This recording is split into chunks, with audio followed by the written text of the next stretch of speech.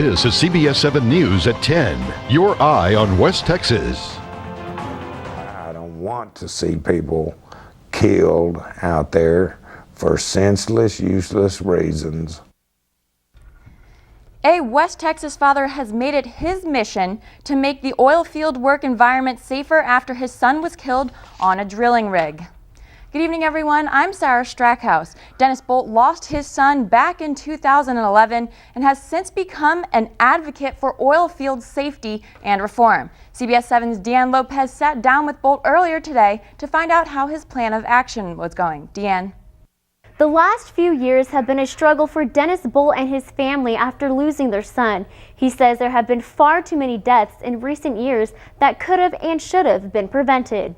26-year-old Jason Bolt and his best friend Sandy Daves, who was just 29, were killed by a Robinson drilling rig after defective equipment came apart and struck them both in the head. Dennis Bolt, the father of Jason, worked in the oil fields for over 35 years and says he's seen firsthand far too many malfunctions and too many roughnecks on drugs while on the clock, creating a very hazardous and deadly environment. They still use the same old equipment, and I feel like all this stuff needs to be updated.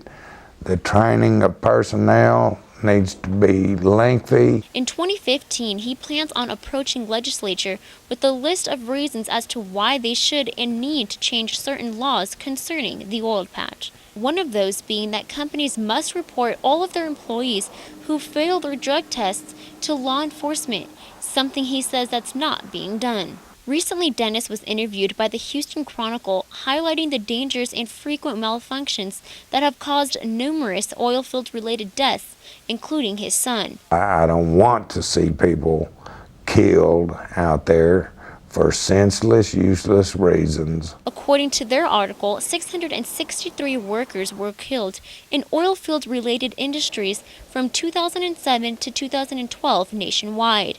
40% of those deaths were right here in Texas. Dennis has a solution to bring those numbers down. He plans on pursuing a safety career by starting up an in-depth safety training center. I can produce some hands in a quantity if I could get participation from the West Texas area. Dennis says he has hundreds of solutions on how to create a safer and more productive environment for the oil patch. Change starts with one voice, he says, but many more are needed to make sure it gets fulfilled. Anyone who wishes to get in contact with Dennis can visit our website at cbs7.com. In the studio, Deanne Lopez, CBS 7 News. Deanne, thanks. An Odessa family lives in fear of their neighbors who burned priceless memories, including an American flag given to the family when their Vietnam veteran father passed away. CBS 7's Macy Marigi joins us live from the newsroom with that story. Macy.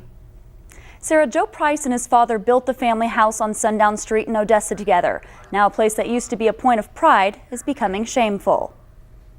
Joe Price was devastated when his father died 10 years ago. Oh, these are people's memories. That's all people got. And when everything's destroyed about a man, that means a man disappears. And they're trying to destroy an American vet. Now, a decade later, an already heartbreaking experience has turned into a nightmare. Your daddy is dead! Now they're burning all my dad's stuff. They could give to anybody. If they don't like me, they still should give it to somebody else. They don't have to stand out in the yard and yell at me across the fence and tell me, look, I'm burning your dad's flag and throwing that stuff in the fire. When Joe's father passed away, the home was left to his wife, Shirley, who then moved away 1 year ago, leaving family heirlooms behind. The new tenants burned photos, documents, and his veteran burial flag. The family has called law enforcement out to the house, but right now they are without answers. I'm going to ignore them until they say something. I'm going to call the police, and I'm just going to pretty much wasting valuable time of the police just because nobody will do nothing. It's simply not something an American should have to put up with, especially not the stuff about the vet. They need to leave my daddy alone. Law enforcement officials are investigating this case. However, they told the family that no action would be taken until Monday at the earliest. At this point, the family is scared for their safety and feel confined to their home. Live in the newsroom, Macy Marigi, CBS 7 News. Macy, thanks. 4 families have been displaced after a structure fire at the Purple Sage Apartments today. The fire department responded to the call earlier this morning. People we spoke to say some kind of work was being done in one of the apartments, causing a fire to head up towards the attic, which all 8 apartments share. It looked to us that there was some work being done, and the fire somehow got up in the attic and it took off from there.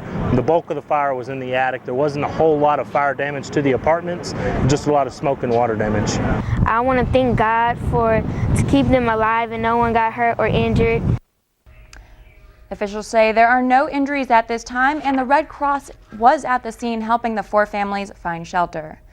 And an elderly woman is dead after a structure fire in Hobbs, according to the Hobbs Police Department.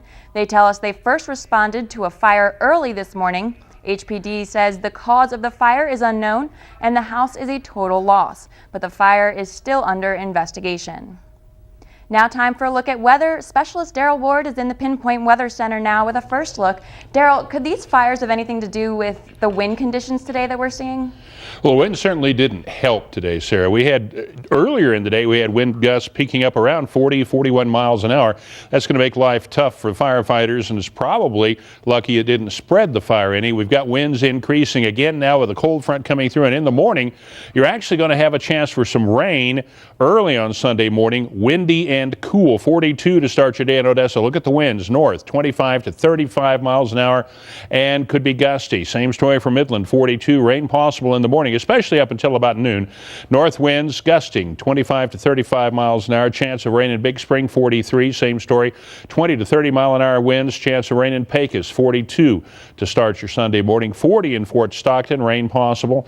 And again, windy all across the area as that cold front is working its way through. Chance of rain in Alpine and windy as well. North winds 20 to 30 miles an hour. Marfa, same story. Chance of rain early, 30. Going to be cold in the mountains. North winds at 25 to 35. And as far as tomorrow is concerned, it's going to be a windy day. We could see wind gusts on your Sunday, 40 to 50 miles an hour. And the chance of rain early, it'll probably be diminishing if it stays around by noon. But the winds are going to be with us pretty much into late afternoon. That'll be a big thing to watch out for. I'll be back with your Pinpoint 7-day forecast shortly. Sarah? Some good news, thanks Daryl. We've been telling you about a rollover accident that happened on Tuesday on 191 in Midland. Well, officials tell CBS 7 that one of the passengers in the rollover accident has died in a Lubbock hospital. Officials tell us the rollover involving one car seriously injured 4 teenagers Tuesday night. An investigation shows the driver changed lanes and began to skid and roll over, ejecting the 4 teenagers. 3 were transported to Midland Memorial Hospital in critical condition, and 1 was in stable condition. The 3 patients were then transported to a hospital in Lubbock, where 1 has now died. Covering 2 more fatal accidents yesterday, 1 person died in a rollover accident in Upton County. Department of Public Safety says 58-year-old Anthony Sanchez was traveling westbound on US 67 in Upton County when he failed to negotiate a curve, rolling his vehicle. The driver was ejected and killed. DPS says another accident last week became a fatal one as of yesterday afternoon. 69-year-old Jimmy Wright died yesterday from a 2-car crash in Midland last Monday at the intersection of West Industrial Loop and West Industrial Avenue. Wright failed to yield right-of-way and was struck by another vehicle, ejecting and killing Wright. The other driver was treated for injuries and released.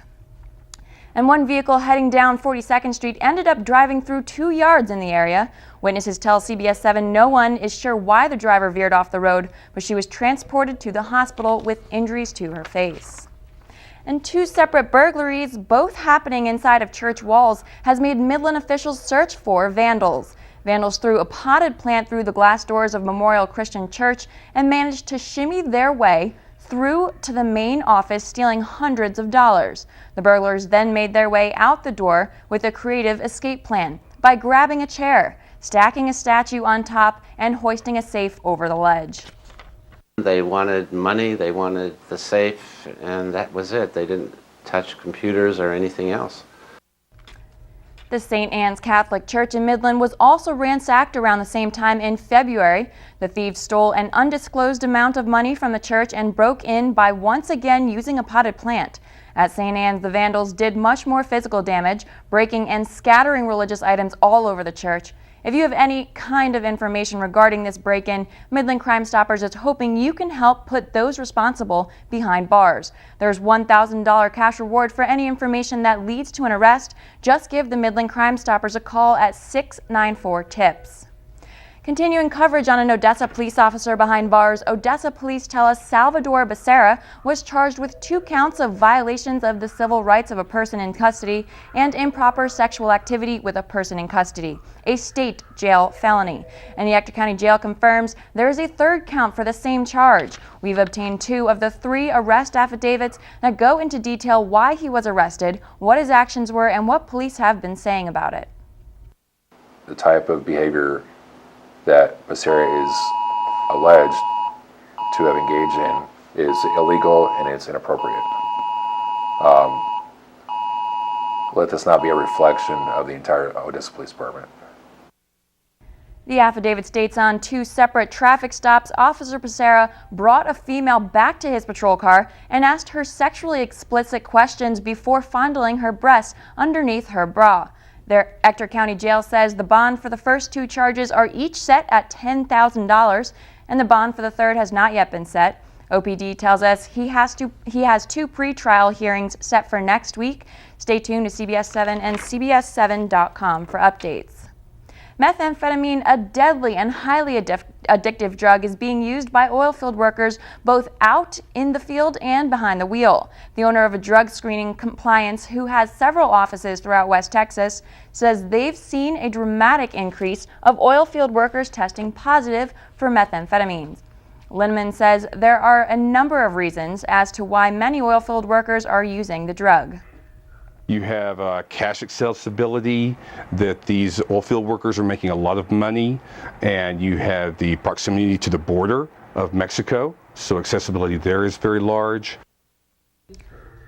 Several truck drivers that we spoke with earlier all say that methamphetamine is widely used by oilfield workers who are wanting to stay awake and work longer hours.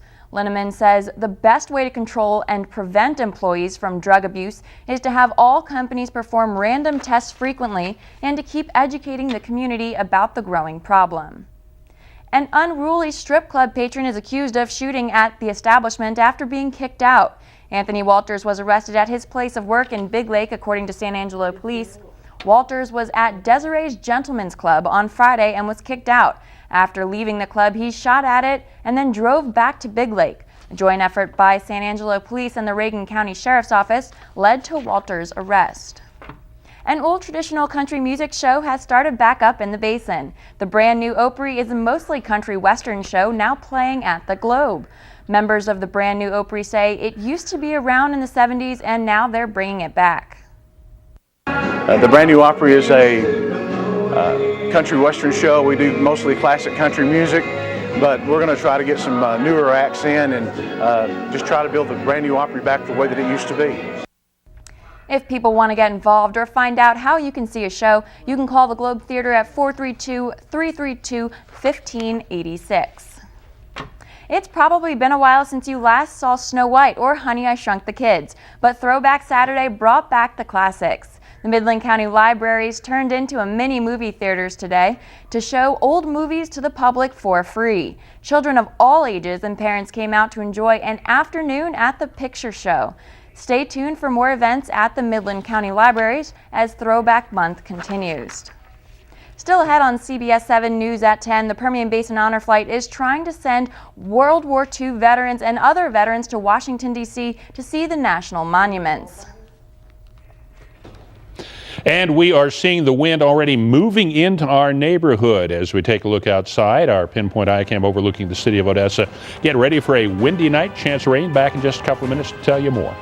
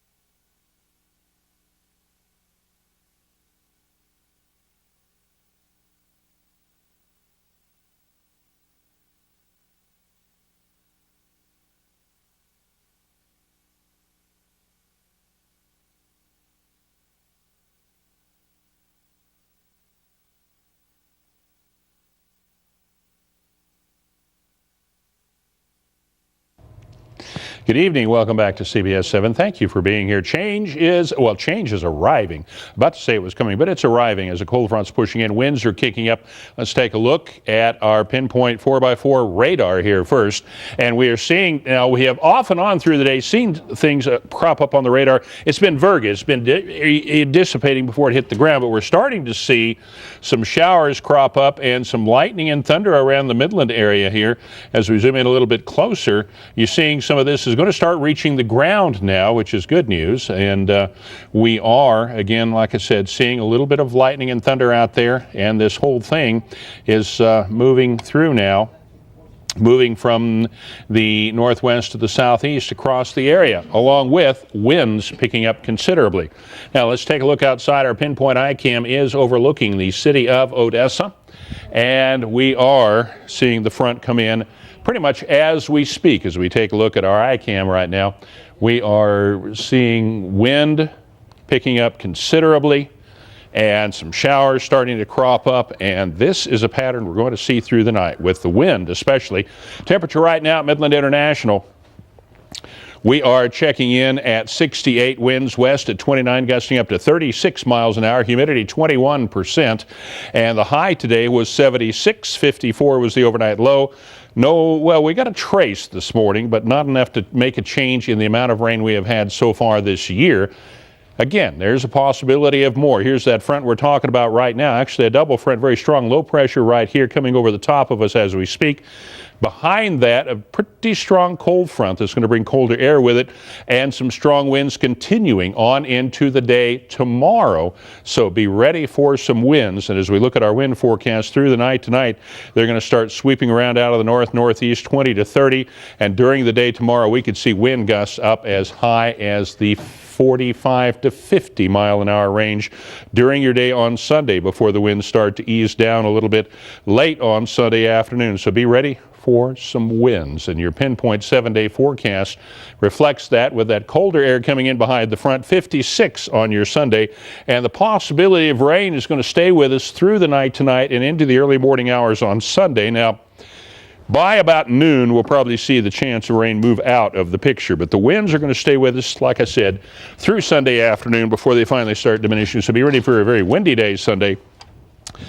56 Sunday, 70s on Monday and Tuesday, 69 on Wednesday, back warm again towards the end of the week. And right now we've already seen some dust blowing. Be careful out there, and just watch out for the winds. All right, thanks so much, Harold. That wind looks pretty intense out there. Yeah, it's going to get dusty again. All right, thanks so much. And the Ector County Coliseum was packed today with people wanting to help the Texas Permian Basin Honor Flight. Volunteers with the Honor Flight tell CBS 7 they're hoping to raise enough funds to take World War II, Vietnam, and Korean War era veterans to Washington, D.C. in September for 3 days in order to help give them what they deserve. Today they were at the gun show selling raffle tickets for a Henry 44 rifle donated by Fallen. We need to be able to take our basin area veterans out to Washington, let them see the memorials that they worked so hard to and fought and died for in order to get built in their honor.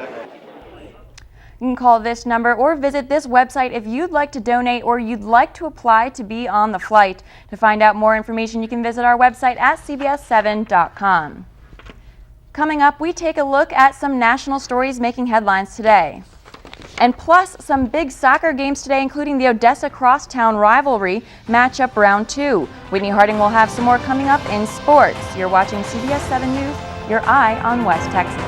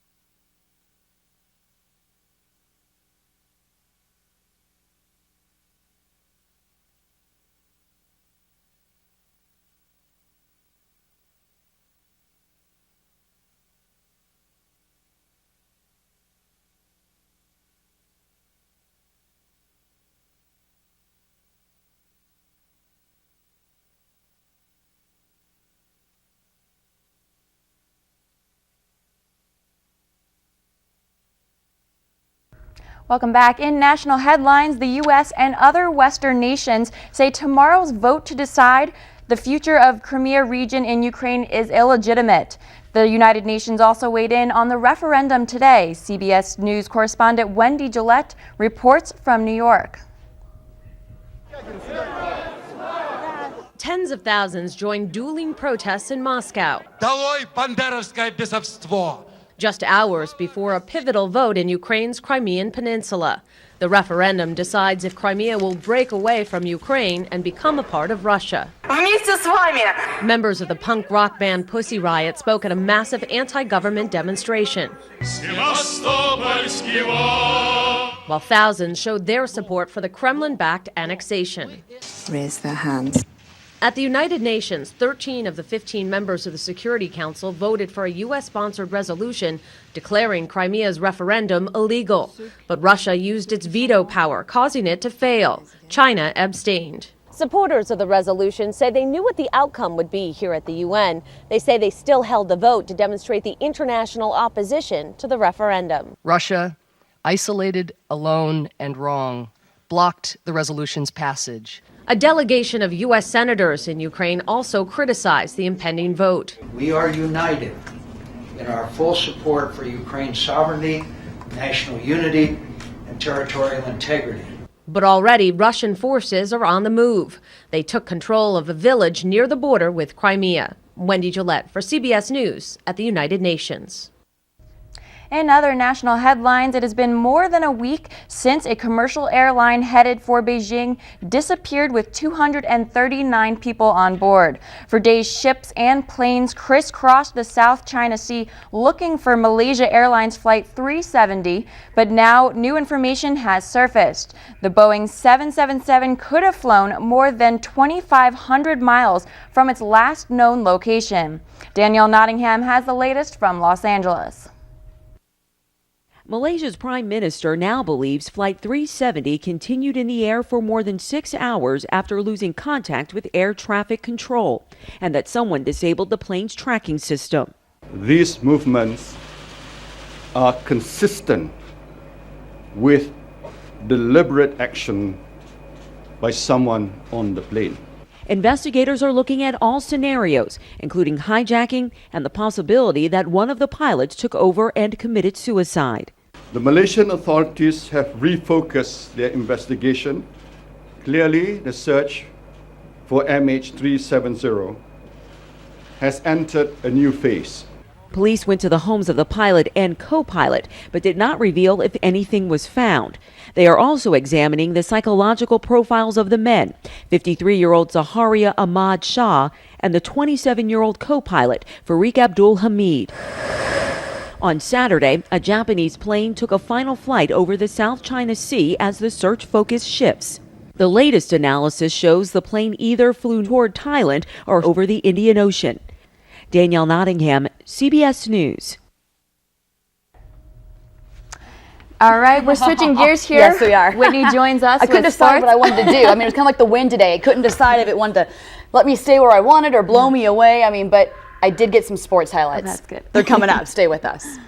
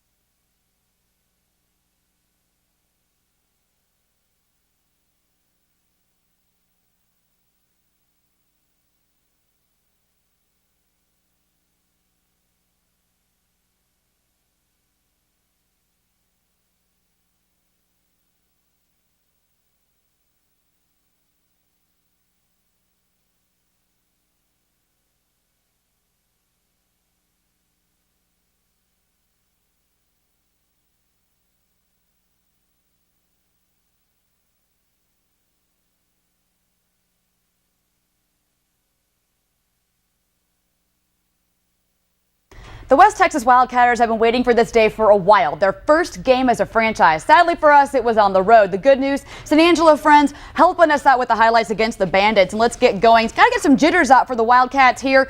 The fumble from Casey Peters, but no worries. They did get some touchdowns. Unfortunately, the Bandits got more. 47-24 San Angelo, your final. Now back here in Midland, the West Texas Drillers squared off against Texas Tornadoes. This one just ended recently. The Drillers hang on to win 13-11, your final from Grande. Now to some soccer. Let's jump to Ratliff. Round 2 of the crosstown rivalry. Let's start with the boys, OHS and Permian. This one ended up a 2-2 tie. Lots of action in the final 5 minutes of this game. So 2-2 tie right there. Now, over at Grande, it was Abilene Cooper and Midland Lee. The scoring started quickly. Lee got going first, but then Cooper responded with 2 straight goals. 3-2 Cooper, your final. Let's jump back over to Ratliff for the girls game. The round 1 of this one ended in a 0-0 tie. First half back and forth. There is your final. 1-0. Permian girls stay undefeated in district play. So the Lady Broncos needing some help from Lee, taking on Cooper, and well, they got it. Lady Rebels helping them out. They get the win over Cooper 2-0. Your high school baseball scores from today, folks. Let's roll through. Midland High beat Abilene Cooper 8-2. Permian